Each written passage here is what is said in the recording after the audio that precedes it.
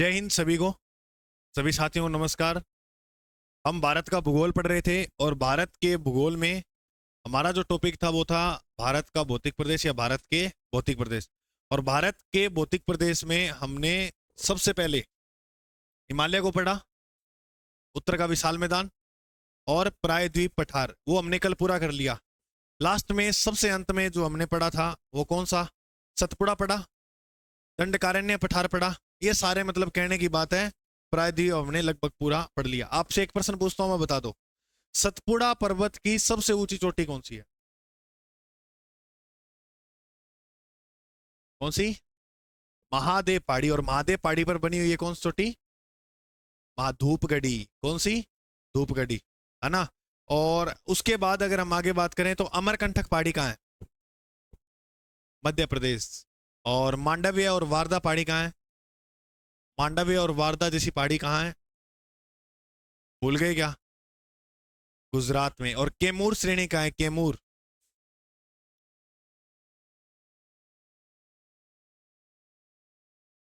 क्यों नहीं पढ़े? कल रविवार था तो भी नहीं पढ़े। तुम्हारा अगर रियल रूप में देखा जाए ना, 6% भी लेवल नहीं है तुम्हारा पढ़ने का। अब कराने को मैं कितने करा दूं, है ना। मेरे को तो क्या है, मैं तो पढ़ा ही दूंगा तुम्हें, लेकिन मेन बड़ी बात है रिवीजन। हमारे और क्यों सिलेक्शन नहीं होता है, सबसे बड़ी बात है क्योंकि मुश्किल लगता है, तकलीफ होती है रिवीजन करने में चीजों को। ऐसे तो हर कोई कर ले एक बार में, तो बाद में देखो पढ़ी हुई चीज को वापस पढ़ेंगे ना तो जोर आता है, मन नहीं करता कि हाँ उसको फिर से पढ़ें। और अगर आप वो पढ़ लो तो सिलेक्शन ही हो जाए, है या नहीं है। तो आप एक बात याद रखो, सबसे इंपॉर्टेंट जो बात है वो है रिवीजन की। जब तक रिवीजन नहीं करोगे कुछ पार नहीं पड़ेगी, ठीक है। तो देखो, हम जो भारत के भौतिक प्रदेश पढ़ रहे थे,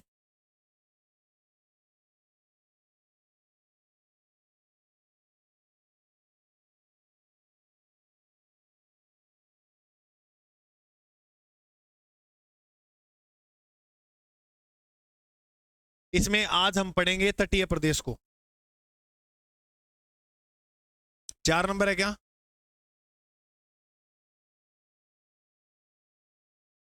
तटीय प्रदेश। पहली बात तो ये समझो कि तटीय क्या होता है। तो इस प्रकार से हम देखते हैं, ये हमारा प्यारा भारत,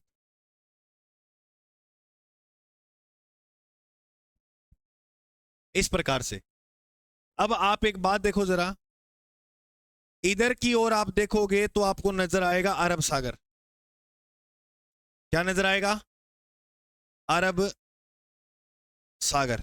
नीचे की ओर जाओगे तो आपको दिखेगा हिंद महासागर। और इधर की ओर अगर आप जाओगे तो आपको क्या दिखेगी? बंगाल की खाड़ी।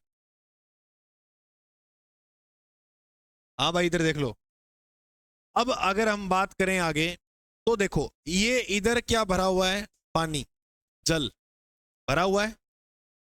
ये पूरा यहां, ये सारा जो भाग है ना, वो नीचे तक ये पूरा,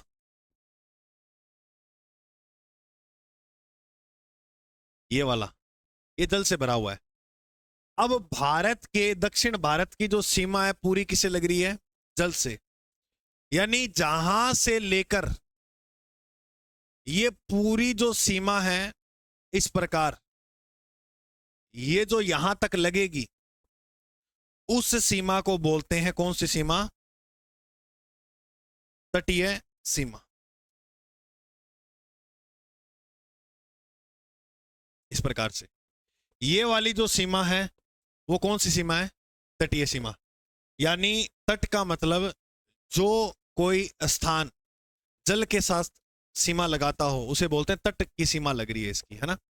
तो भारत के साथ जो तटीय सीमा लगती है वो कितनी लगती है? तो ये बात याद रखना, 6100 किलोमीटर। टोटल सीमा कितनी लगती है? 6100 किलोमीटर। ये 6100 किलोमीटर जो सीमा लगती है वो कितने राज्यों के साथ? तो याद रखना, भारत के 9 राज्यों के साथ ये इतनी सीमा लगती है। अब सर ये बताओ, ये 9 राज्य कौन कौन से हैं? तो सबसे पहले हम बात करते हैं यहां से, एक राज्य तो ये हो गया जिसका नाम है गुजरात। गुजरात के बाद नीचे एक राज्य है जिसका नाम है महाराष्ट्र, और महाराष्ट्र के नीचे जाएंगे तो यहां एक राज्य है जिसका नाम है गोवा। तीन याद करो, गुजरात, महाराष्ट्र, गोवा। गुजरात, महाराष्ट्र, दो और याद करने हैं, ये यहां पर है कर्नाटक, और नीचे जो है वो है केरल। कहने का मतलब अब हम जो जीके पढ़ेंगे भारत का वो इन्हीं राज्यों का पढ़ेंगे, क्योंकि ये जो तटीय प्रदेश है वो इधर की ओर ही स्थित है। फिर केरल तक यहां समाप्त हो गए। अब इधर से यहां जो राज्य है उस राज्य का नाम है तमिलनाडु। तमिलनाडु के थोड़ा उत्तर जाएं, ऊपर में जाएंगे तो आएगा आंध्र प्रदेश। Very good, Andhra Pradesh. और आंध्र प्रदेश के थोड़ा और ऊपर जाएंगे तो आएगा उड़ीसा। क्या आएगा भाई? और उड़ीसा से थोड़ा और ऊपर जाएंगे तो पश्चिमी बंगाल। क्या आ जाएगा? पश्चिमी बंगाल। तो 4 राज्य उधर हैं, 5 इधर हैं। फिर से याद करो, गुजरात, महाराष्ट्र, गोवा, कर्नाटक, केरल, तमिलनाडु, आंध्र प्रदेश, उड़ीसा और बंगाल। कौन सा बंगाल? पश्चिम बंगाल। तो कहने का मतलब ये 9 राज्य जो तटवर्ती राज्य हैं। अब इसको हम समझें, तटीय प्रदेश को थोड़ा और बेहतर तरीके से हम इसको पढ़ सके तो इसके 2 भाग बना लो। इसको कितने भागों में बांटा जा सकता है? 2 भाग में। 2 भाग में कैसे बांटेंगे? क्योंकि इन दोनों भागों में विभिन्नता पाई जाती है। अब आप देखोगे कि कैसे भिन्नता जो है वो पाई जाती है। अच्छा, इधर वाली जो दिशा है वो कौन सी होती है? Very good. और इधर वाली दिशा पूर्व में है। ठीक है, तो इसके 2 घाट बना लेते हैं, यानी जल के किनारे तो उसे घाट भी बोलते हैं ना। तो एक घाट इधर का बना लेंगे, एक उधर का घाट। अच्छा, ये दिशा कौन सी है? तो उचित नाम ये रहेगा, ये हो गया पश्चिमी घाट, और वो कौन सा हो गया? Very good. तो एक घाट का जो नाम आ गया हमारे पास, अब वो आ गया पश्चिमी घाट। आ गया? ठीक है। और दूसरे घाट का जो नाम आया हमारे पास, अब वो नाम है पूर्वी घाट। अब देखो, आप में कंपैरिजन में पढ़ोगे ना इसको, दोनों में अंतर निकाल के पढ़ोगे तो सिंपल सा याद हो जाएगा पूरा। इसमें ज्यादा इतने तकलीफ नहीं होगी। देखो, ये भाग जो है पश्चिमी, वो कहां से कहां तक है? तो गुजरात में शुरू हुआ, गुजरात से लेकर ये यहां केरल, यानी पूरा भाग देखे तो कन्याकुमारी को ये समाप्त हो जाएगा। यहाँ कन्याकुमारी को ये समाप्त हो गया। दक्षिण भारत का जो अंतिम बिंदु है कन्याकुमारी। फिर ये कन्याकुमारी से शुरू होकर और यहाँ एक नदी बहती है गंगा, पश्चिम बंगाल के अंदर से होती हुई एक नदी बहती है। कौन सी? गंगा। तो गंगा नदी तक ये मैदान जो है वो फैला हुआ है। तो हम ऐसे पढ़ेंगे, देखो पश्चिमी घाट को पहले लेंगे तो कहां से शुरुआत होती है? गुजरात। गुजरात टू या गुजरात से कहां तक है? कन्याकुमारी। और कन्याकुमारी जो स्थान है वो तमिलनाडु में। ठीक है, अब वो बताओ कहां से है? यानी इसको कन्याकुमारी से शुरू कर दो जहां ये खत्म हो रहा है। अरे बोलो, कन्याकुमारी से ऊपर जो नदी बह रही है उसका नाम क्या है? गंगा। अगर राज्य पूछे तो पश्चिम बंगाल पे स्टॉप कर देना, और लेकिन वो प्रश्न जो है वो ये देगा गंगा नदी के मुहाने। गंगा नदी के मुहाने पर जो है वो इसका समापन होता है। क्लियर? पश्चिम बंगाल से एक नदी और निकलती है, स्वर्ण रेखा। कई बार गंगा नदी अगर स्वर्ण रेखा भी दी जा सकती है, कोई बड़ी बात नहीं है। वो धीरे धीरे नदी पढ़ेंगे तो वहां का कंसेप्ट क्लियर हो जाएंगे। ये यहां गुजरात से कन्याकुमारी, और कन्याकुमारी से कहां तक है? पश्चिम बंगाल तक। अगर गुजरात से कन्याकुमारी की और अगर हम देखें तो यहां ये जो भाग मिलेगा आपको, यह है, कंपैरिजन कर रहा हूं मैं, यह जो भाग है वो अधिक ऊंचा है, अधिक ऊंचा है। किसके कंपैरिजन में? पूर्वी घाट के। यह निम्न भाग है। अच्छा, अधिक ऊंचा पहाड़ भाग कौन सा है? पश्चिमी घाट। तो दोनों में पूछेंगे, बताओ पश्चिमी पूर्वी घाट में से सबसे ऊंचा जो भाग है, सबसे ऊंचा जो घाट है वो कौन सा है? क्यों? क्योंकि इस इलाके के अंदर पहाड़ियां पाई जाती हैं। क्या पाई जाती हैं? पहाड़ियां। और जिस इलाके में पहाड़ियां पाई जाएं वो भाग ऑटोमेटिक ऊंचा हो जाएगा ना। तो ये यहां पर काफी जो है वो पहाड़ियां पाई जाती हैं। ये देखो, यहाँ पहाड़ियां भी पढ़ा दूंगा मैं, टेंशन मत लेना आप। पहाड़ियां तो उधर भी पाई जाती है, लेकिन इतनी ऊंची नहीं पाई जाती जितनी इधर की ओर पाई जाती है। तो इसका मतलब सबसे ऊंचा जो भाग हो गया वो कौन सा हो गया? पश्चिमी भाग। ठीक है। अच्छा, लेकिन इसकी ऊंचाई तो ज्यादा है, ऊंचाई तो अधिक है लेकिन चौड़ाई अधिक नहीं है। चौड़ाई अधिक नहीं है, जबकि चौड़ाई किसकी अधिक है? इसकी चौड़ाई अधिक है, इसकी ऊंचाई अधिक नहीं है, इसकी चौड़ाई अधिक है। इसकी ऊंचाई अधिक है लेकिन इसकी चौड़ाई क्या है? अधिक नहीं है, यानी कम है। इसकी चौड़ाई न्यूनतम है, ऐसे लिख लो।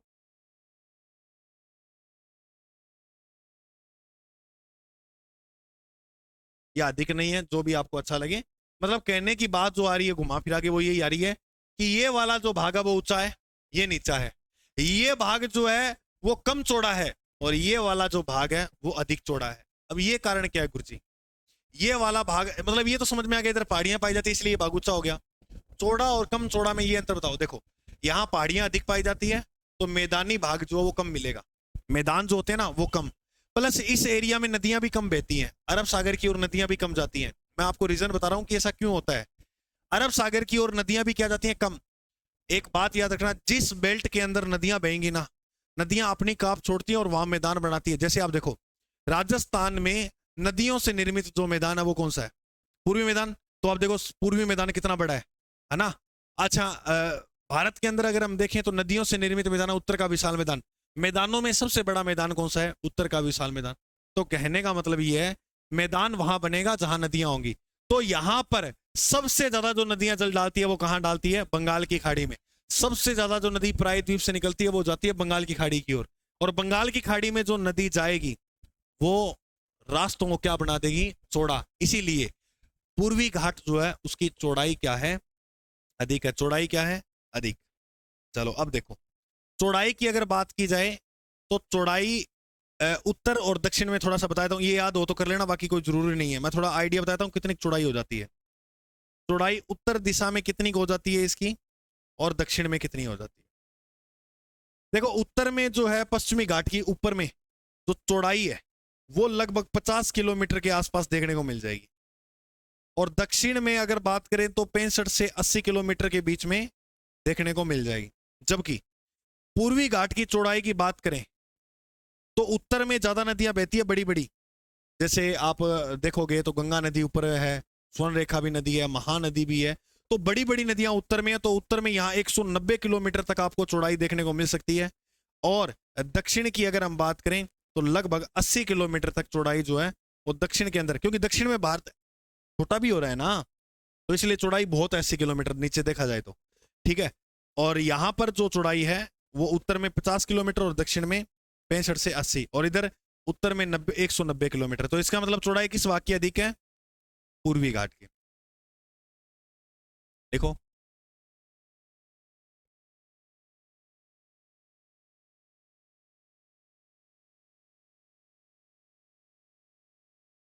इसकी औसतन ऊंचाई की बात करें तो लगभग 1200 मीटर लिख लेना। और इसकी औसतन ऊंचाई की बात करें तो लगभग 615 मीटर। तो इसका मतलब वो भाग ज्यादा ऊंचा है।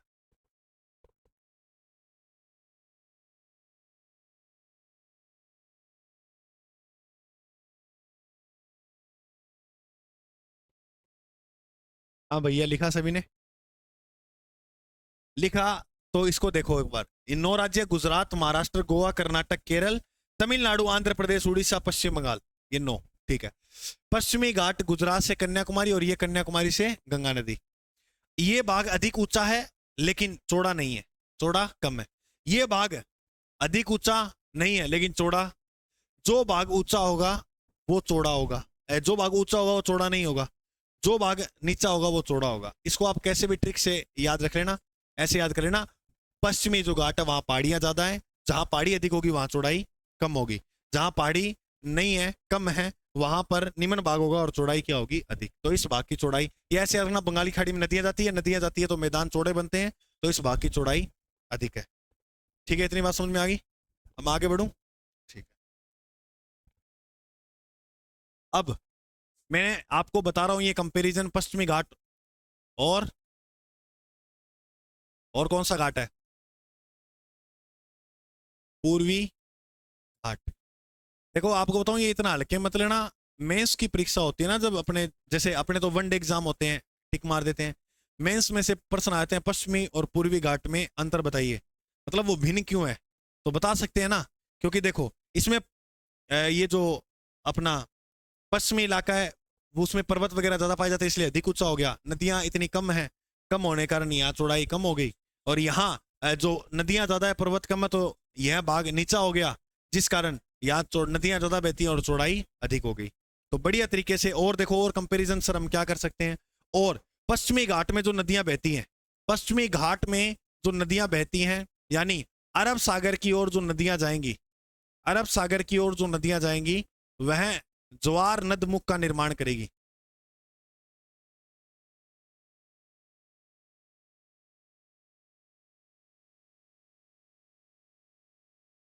अरब सागर की जो नदियां होती हैं वो किसका निर्माण करती हैं, ज्वार नदमुख का। जबकि पूर्वी घाट की जो नदियां होगी वो अपना लगभग जल कहां लेकर जाएंगी, बंगाल की खाड़ी में। और बंगाल की खाड़ी जो है वो डेल्टा का निर्माण करती है।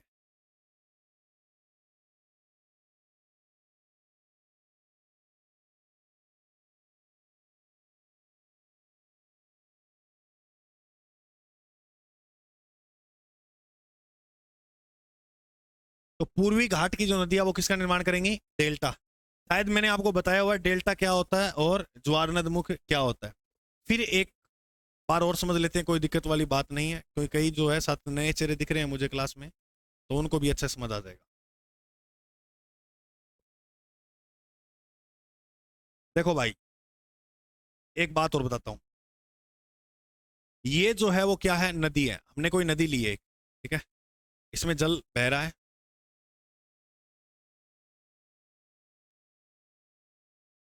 अब सुनो, ये नदी इधर की ओर जो जा रही है वो जल लेकर कहां जा रही है, बंगाल की खाड़ी।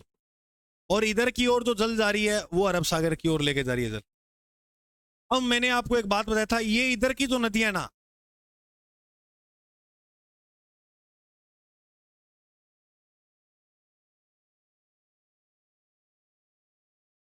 अच्छा ऊपर भी पर्वत नीचे भी पर्वत, बीच में ये नदी बह रही है, इसे क्या बोलेंगे, वेरी गुड। तो ये नदी किस में बहती है, भ्रंश घाटी में, पर्वतों में, यानी मैदान में नहीं बहती ये नदियां। ये कहां बहती हैं, पर्वतों पहाड़ों में। जैन भी पहाड़ होगा, बिलीशेड भी पहाड़ होगा, और बीच में क्या लगी, नदी। तो ये नदी जो है वो पर्वत में बहती है। पर्वत में बहने के कारण इनकी जो गति होती है वो क्या होती है, तेज। गति क्या होती है, तेज। याद रखना, किस ओर की नदियों की जो गति है वो तेज होती है, अरब सागर की ओर जो जल लेकर जाती है उनकी गति क्या होती है, तेज। अच्छा, बंगाल की खाड़ी की ओर जो जल लेकर जाएंगी उनकी गति जो है वो धीमी मिलेगी आपको। गति क्या मिलेगी, धीमी। इधर की नदियों की गति धीमी, क्यों, क्योंकि ये नदी डेल्टा बनाती है, मैदानी भाग में बहती है। मैदान में इतनी गति तेज नहीं होती क्योंकि समतल भूमि होती है, तो नदी आपका भावू राम राम चालेगी। अब सोचो ये ढलान पे है नदी, इस प्रकार से पर्वत वाले इलाके में है नदी, तो नदी कितनी तेज होगी, या नहीं होगी, तो वो बात है। अब सुनो मेरी बात। अब ज्वार नदमुख क्या होता है और डेल्टा क्या होता है वो बता रहा हूं। कोई नदी का जल आया और वो नदी का जो जल है वो सीधा ही आकर किसी सागर में गिर गया, सीधा। ये इधर मान लो कोई सागर बना हुआ है, कौन सा सागर, वही सागर दी बोटी लेंदी, हाँ वो सागर। इधर भी सागर बना हुआ है, ठीक है। अब सुनो भाई, अब यहां क्या होता है, जब ये नदी पानी डालती है अपना, ये पानी ऐसे लेकर आती है, तो लास्ट में आती आती नदी का जो मुहाना है वो छोटा हो जाता है। और मुहाना छोटा होने के बाद नदियां इस प्रकार से यहां अनेक धाराओं में बढ़ जाती है ऐसे। और इस भाग को क्या बोलते हैं, डेल्टा। डेल्टा यहाँ बने को देखो, ये नदियां जो है वो अनेक धाराएं बन रही है, यहाँ पर बीच बीच में जो है वो स्थान बन रहे हैं। कोई यहाँ पर अवसाद जमा हो गया तो वो अवसाद क्या हुआ गुरु जी, जो मिट्टी वगैरह कंकड़ वगैरह भाकर लाई थी ना नदी, वो यहाँ पर जमा हो गया, जिस कारण ये भाग तो हो गया अपना थल वाला, और यहाँ इसके आसपास ऐसे धाराएं सी बन जाती हैं जल की, तो इसे बोलते हैं डेल्टा। तो डेल्टा ऐसे बनता है, देख लिया। अच्छा, ज्वार नदमुख, ये सीधा का सीधा ही पानी अपना कहाँ डाल देगा, सीधा का सीधा पानी कहाँ, सीधी नदी, कोई डेल्टा उल्टा नहीं बनाएगी, सीधी नदी आपका अरब सागर में जल डाल देगी, उसे बोलते हैं ज्वार नद मुख। समझ में आ गई बात? तो अरब सागर की ओर जल सीधा और बंगाल की खाड़ी की ओर जल में हुआ है वो धाराओं में डलता है, इसे बोलते हैं डेल्टा। लिख लो।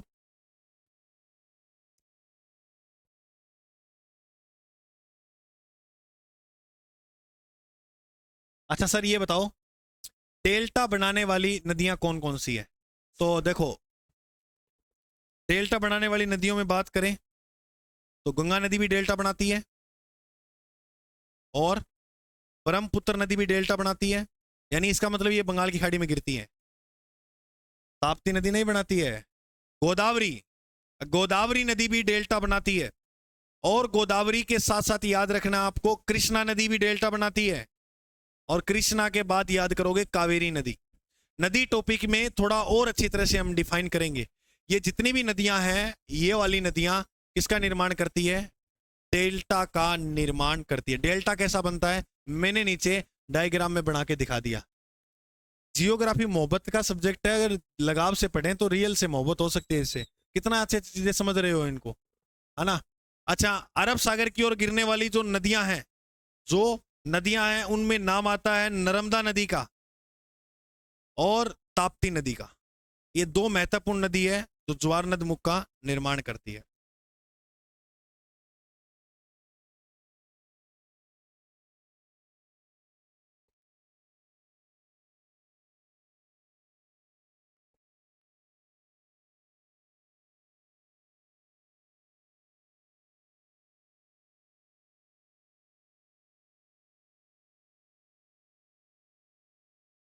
हाँ जी, लिखा? लिख लो लिख लो, नर्मदा ताप्ती, और इधर गंगा गोदावरी ब्रह्मपुत्र कृष्णा कावेरी, ये सारी नदी। अच्छा एक बात बताओ मुझे, पश्चिमी घाट ऊंचा है या पूर्वी घाट ऊंचा है? Very good. अच्छा, चौड़ा कौन सा भाग है, पश्चिमी है या पूर्वी? क्योंकि ये नदियां डेल्टा बनाती है, मैदानी भाग में बहती है, तो ये चौड़ा हो गया। ये नीचा भाग हो गया, समझ में आ गई? सॉरी, ये नीचा भाग हो गया और ये कम चौड़ा हो गया। चलो, अरब सागर की ओर नदियां ज्वार नदमुख बनाएगी, यानी पश्चिमी घाट जो लगता है वहां नदियां गिरेंगी, ज्वार नदमुख बनाएंगी। पूर्वी घाट जो लगता है वो डेल्टा बनाएंगी। अगर आपको इतना समझ में आया तो मैं आगे बढ़ रहा हूं, बढ़ूं? अब देखो, अब हम पढ़ेंगे इस पश्चिमी और पूर्वी घाट के प्रमुख तट। हेडिंग लगाओ, प्रमुख तट। तट क्या होते हैं? तट जो जल के साथ सीमा लगे। लेकिन तट हम जो है इसमें वो कैसे देखेंगे?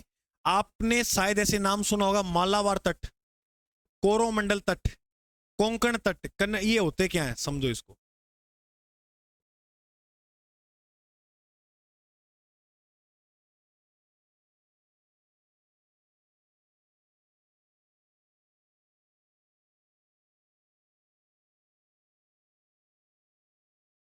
देखो, पहले यहां पर आप राज्य याद करो, जरा बताना मुझे कहां से कहां तक था, शुरू कहां से हुआ? गुजरात। अब आपको जो याद रखना है वो नीचे याद रखना है गोवा। हाँ महाराष्ट्र आएगा बिल्कुल, लेकिन याद कौन सा रखना है? उसके बाद आपको याद करना है मंगलोर। मंगलोर किसकी राजधानी है? कर्नाटक की, तो याद करना है मंगलोर। कर्नाटक भी लिख सकते हो, चल जाएगा, ये कर्नाटक में है। और नीचे यहां इस प्रकार से एक राज्य है और इसका नाम है करेला वर्गो है, तो केरल। ये याद करने हैं। और इनके बीच में जो है वो तट बने हैं।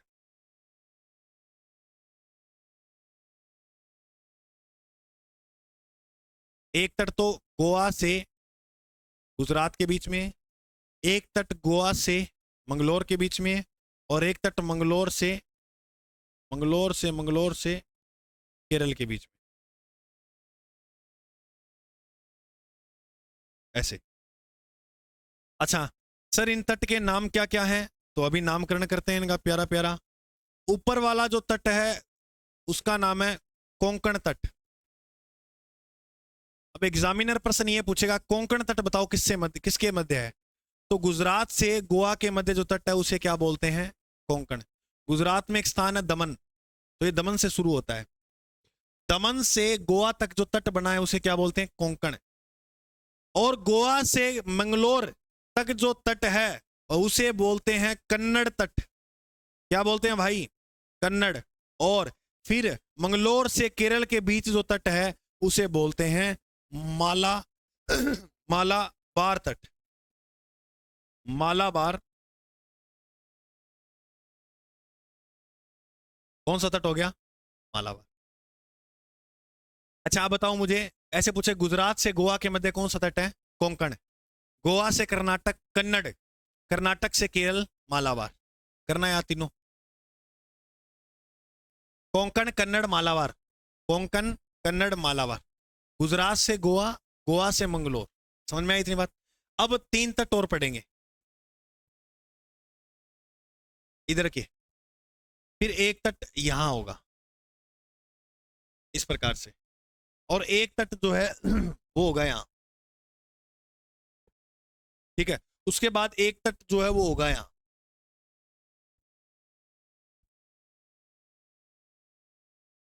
और फिर एक तट जो है वो होगा यहां।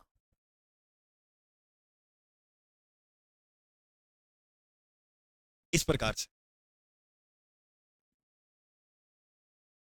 नीचे नीचे वाले तट का नाम है कोरोमंडल। वेरी गुड, तमिलनाडु में। सही बात है एकदम आपकी। ये तो हो गया कोरोमंडल तट। ऊपर बात की जाए तो ऊपर है इसके चेन्नई तट। ये भी कहां है? तमिलनाडु में। एक बात याद रखना, तमिलनाडु की राजधानी है चेन्नई। तमिलनाडु की राजधानी क्या है? चेन्नई। फिर उसके बाद आएगा उत्तरी सरकार।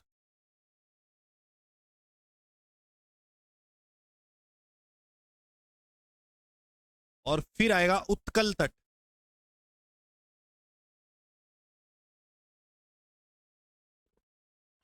कोरोमंडल, कोरोमंडल की बात करें तो तमिलनाडु, और चेन्नई भी कहां है? तमिलनाडु। उत्तरी सरकार जो तट है वो आंध्र प्रदेश है। उत्कल तट है उड़ीसा में। ठीक है, ये आंध्र प्रदेश,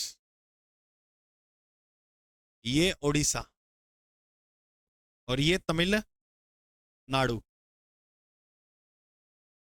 ठीक है,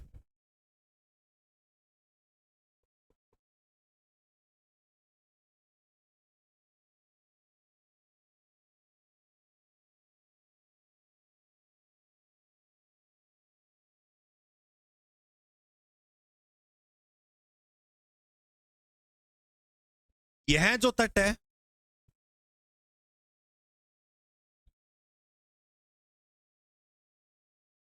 ये 3 नदियां याद रखना। ऊपर ऊपर की जो नदी है उसका नाम है स्वर्ण रेखा नदी। ये ऊपर ऊपर वाली नदी कौन सी है? स्वर्ण। अभी है ना आपको नदियों के नाम पढ़ा रहा हूं ना यहाँ, थोड़ा अजीब सा लग रहा है कि गुरुजी ये तो स्वर्ण रेखा है, आप नदियों में करा दो ना। एक बार थोड़ा सा जी टका के पढ़ लो ये टॉपिक, फिर नदियां पढ़ेंगे ना तो ये सारे कंसेप्ट धीरे धीरे क्लियर होने लग जाएंगे। आप ऐसे मत सोचो कि एक दिन में मैं जियोग्राफी सीख लूंगा पूरे भारत की, नहीं सीख पाओगे। थोड़ा धीरे धीरे धैर्य रखकर करो, सब अच्छा होगा। ये नीचे वाली जो नदी है उसका नाम है महानदी। कौन सी नदी है? और ये जो नदी है इसका नाम है कृष्णा। अब देखो एक पर्सन ऐसे बन सकता है जरूर, उधर तो वो स्थान दे रहे थे जैसे कोंकण है गुजरात से गोवा, अब वो तो निर्मित ही चट्टानों वगैरह स्थान वगैरह से है, लेकिन ये वाला जो भाग है वो किससे निर्मित है? नदियों से। बोलो किससे निर्मित है? तो नदियों से ही याद रखना है आपको, क्योंकि प्रश्न संभावना नदियों से बन सकते हैं। स्वर्ण रेखा और महानदी के बीच कौन सा तट बनेगा? उत्कल। महानदी और कृष्णा के बीच कौन सा तट बनेगा? उत्तरी सरकार तट। कौन सा सरकार? कौन सी सरकार? उत्तर की। ठीक है, ये तो हो गए तट इंपॉर्टेंट इंपॉर्टेंट। अब इनके अलावा इनसे क्या प्रश्न बन सकते हैं वो अभी बताता हूं, इतना एक बार उतार लो, इतना उतार लो। प्रमुख तट सीधा सीधा थ्योरी कुछ नहीं है। गुजरात से गोवा कोंकण, गोवा से मंगलोर कन्नड़, और मंगलोर से केरल मालाबार। ये तो याद हो गए इधर के। अब इधर 2 तट तो है तमिलनाडु में, कोरोमंडल और चेन्नई। फिर एक उत्तरी सरकार आंध्र प्रदेश में, उत्कल तट कहां हो गया? उड़ीसा में। 3 नदी याद रखो, स्वर्ण रेखा महानदी कृष्णा। स्वर्ण रेखा और महानदी के बीच उत्कल है, महानदी और कृष्णा के मध्य उत्तरी सरकार। बस। अरे आ रहा है समझ में? ठीक है, अब इनमें देखो अपने को याद कौन कौन से करने ज्यादा इंपॉर्टेंट, जहां से प्रश्न आ सकते हैं। सबसे इंपॉर्टेंट है मालाबार तट।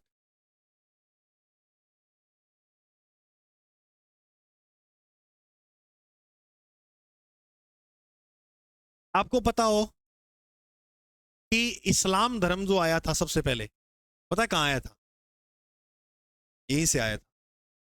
अब कहोगे सर हम इस्लामों का मुस्लिम आक्रमण पढ़ते हैं, तो अरबों का आक्रमण हुआ था सबसे पहले, और अरबों का जो आक्रमण होता है वो उत्तर पश्चिम भारत में हुआ था इधर से। मैं आक्रमण की बात नहीं कर रहा हूं, मैं कह रहा हूं इस्लाम धर्म कहां से आया, मैं ये बात कर रहा हूं। तो इस्लाम का जो आगमन हुआ है ना, वो इधर से हुआ था। तो पहली बात तो लिखो, इस्लाम का आवागमन हुआ किस तट से हुआ? इसीलिए आप देखते हो भारत की पहली मस्जिद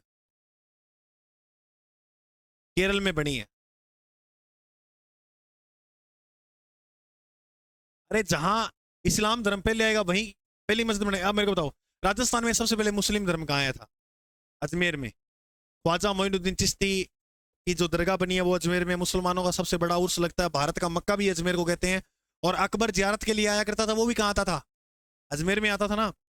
तो राजस्थान की पहली मस्जिद बनी है अजमेर में, अढ़ाई दिन का झोपड़ा के नाम से। भारत की पहली मस्जिद है, उसका नाम है चेरामन जुमा मस्जिद।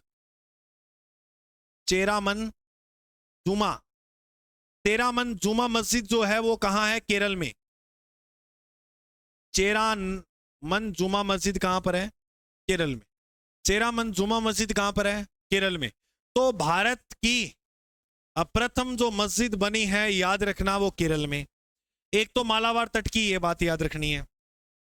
दूसरी, इसी मालाबार तट पर एक दूसरी बात याद रखना कि एक बंदरगाह है, इसका नाम है कोची। कौन सा बंदरगाह? कोची बंदरगाह। दूसरी बात ये याद रखनी है, कोची जो बंदरगाह है केरल के अंदर, इसे कहते हैं अरब सागर की रानी।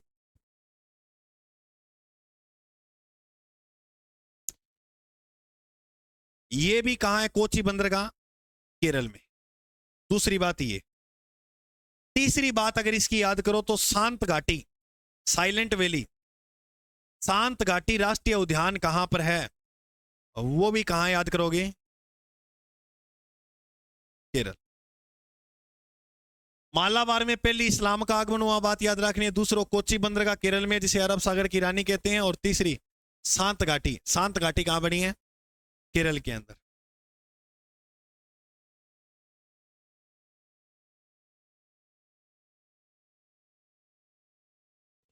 देखो, मालाबार के अंदर जो झील बनेगी ना, वो लेगून झील बनेगी।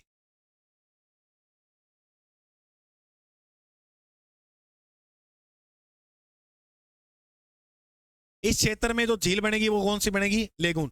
मेरे भाई, लेगून झील कौन सी होती है? देखो, इस प्रकार से मान लो कोई ये स्थल का भाग है, ये कौन सा भाग है, और इसके इधर जस्ट क्या लगा है? जल। ये समुद्र है यहाँ। अब कई बार क्या होता है, समुद्र का पानी इधर की ओर खिसक आता है, और उस पानी से इस प्रकार यहाँ एक झील बन जाती है। तो समुद्र के पानी से बनने वाली झील को क्या बोलते हैं? लेगून झील। यानी समुद्र के तट पर बनती है वो झील। याद रखना, लेगून झील जो होती है वो क्या होती है? लेगून झील जो होती है वो मीठी नहीं होती है, खारी होती है। ठीक है। जैसे भारत की सबसे बड़ी खारे पानी की झील कौन सी है? चिल्का। भारत की सबसे बड़ी खारे पानी की झील कौन सी है? चिल्का जो झील है वो लेगून झील का उदाहरण है। कौन सी झील का उदाहरण है? लेगून। अब चलो आगे। 4 नंबर पॉइंट। कितना नंबर पॉइंट? 4। 4 नंबर में याद रखनी है, यहां पर एक द्वीप है, वेलिंगटन द्वीप, केरल में।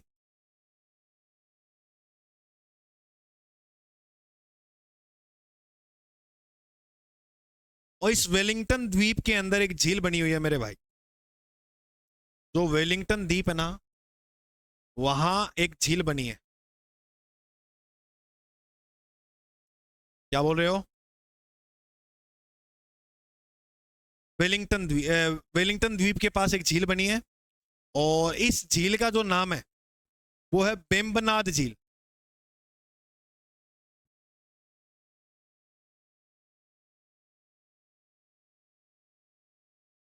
हाँ, इसका मेरा, मैं डर गया, मैं मेरा है।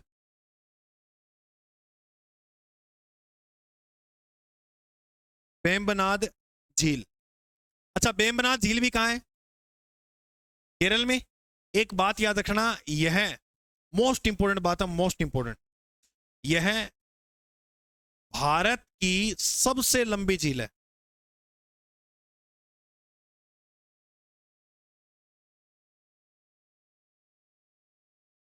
इतना मीटर पढ़कर है ना तुम, इतना मीटर पढ़कर, ये जो पढ़ा रहा हूं समझा रहा हूं, तुम भारत में किसी भी बेंच को पढ़ा सकते हो। मैं पूरे भारत की बात कर रहा हूं।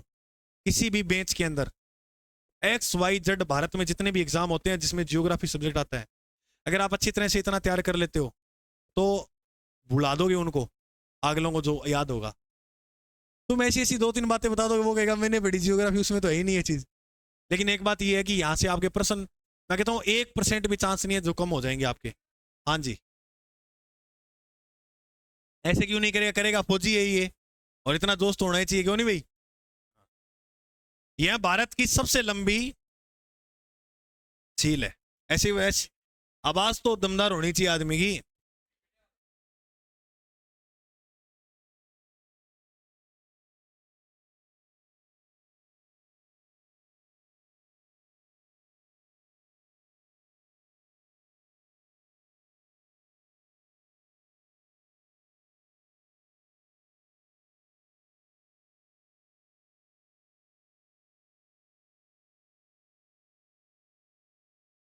इस बेम्बनाथ झील के नीचे एक स्थान है कुहानाड।